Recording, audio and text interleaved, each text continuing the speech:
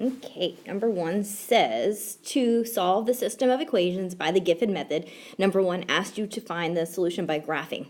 So what a solution is when they're asking for these types of questions is the point where the two lines intersect. So we need to graph both of the lines. So let's start here. Let me get my pen. Hang on.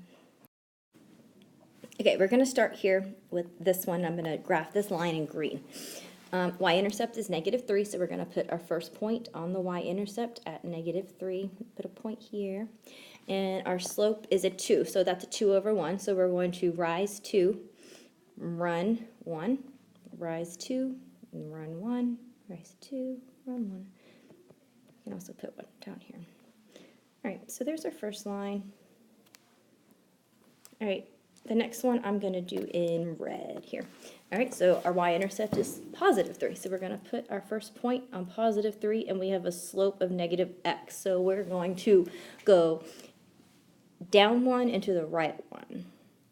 Down 1, right 1. And then right here I can see where they've intersected, so I always circle it just so I can see it and go back.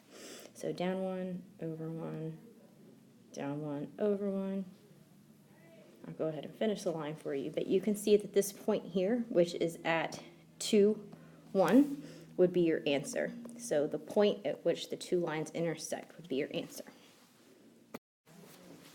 Number 2 is asking you to substitute. So we're solving the system of equation by substitution. So first step is to try to get one of the variables all by itself, or isolate the variable, and I can see here that the x is all by itself, and I know that x equals half y plus 3. So I'm going to substitute what x equals into the other equation. So I'm going to start filling that out. So instead of x, I'm going to write what it told me x was here. It's half y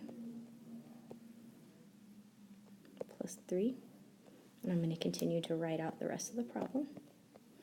First step is to distribute this 2 onto both of those. So 2 times half is 1, so I have a y.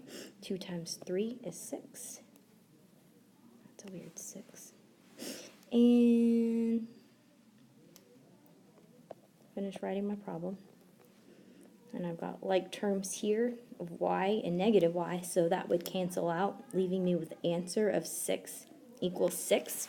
And anytime that you see that, your answer is going to be infinite solutions, meaning it's got enough answers, it goes on and on, because they're the same line. They all intersect.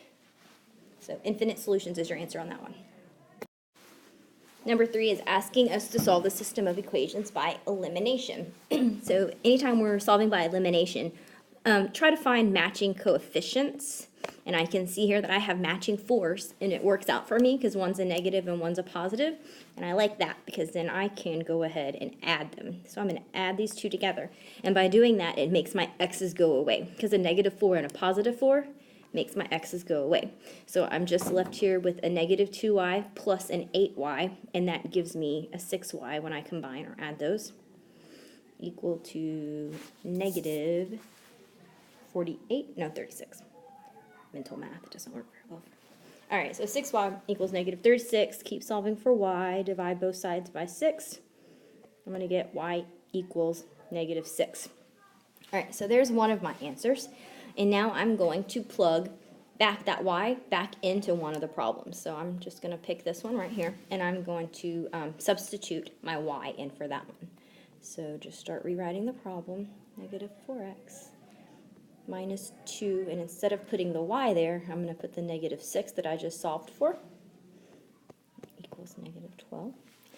And I have some multiplication to do here.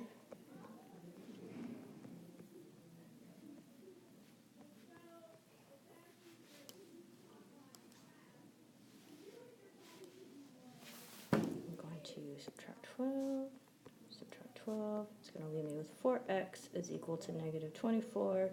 Divide both sides by 4, and x is equal to 6. So I found here that my y was -6 and my x was 6, so my final answer would be 6, -6.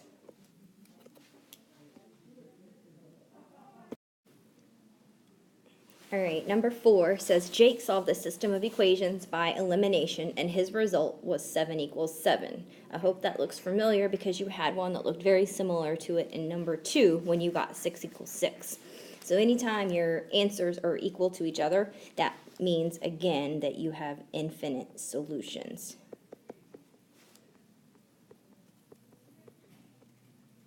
And what that means, and then explain your response, is that it's because they are on the same line. They are the same line. So every single point on that line is going to be the same. So they have infinite number of solutions.